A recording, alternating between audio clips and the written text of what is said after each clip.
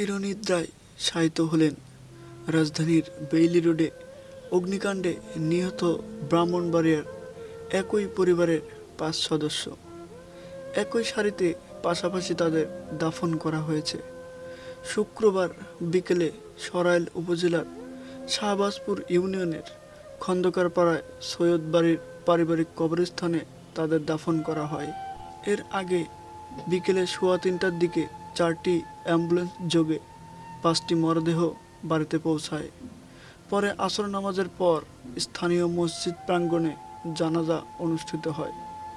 নিহতরা হলেন জেলার সরাইল উপজেলার শাহবাজপুর গ্রামের আবুল কাশেমের ছেলে ইতালি প্রবাসী সৈয়দ মোবারক হোসেন কাউসার, তার স্ত্রী স্বপ্না, মেয়ে কাশফিয়া ও নূর এবং ছেলে আবদুল্লাহ।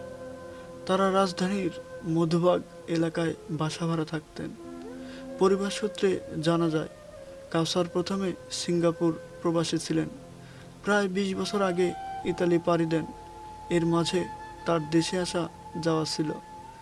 1.5 মাস আগে প্রায় 2 বছর পর ইতালি থেকে দেশে ফেরেন কাউসার। তার স্ত্রী সন্তানদের ইতালি নিয়ে যাওয়ার জন্য ভিসা ও টিকিট সম্পন্ন করেছিলেন। আগামী 20 মার্চ তাদের নিয়ে ইতালি যাওয়ার কথা ছিল। বৃহস্পতিবার রাতে স্ত্রী সন্তানদের নিয়ে বেইলি রোডে কাচ্চি ভাই রেস্টুরেন্টে খাবার খেতে যান কাউসার। পরে ওই রেস্টুরেন্ট ভবনে ভয়াবহ অগ্নিকাণ্ড ঘটে।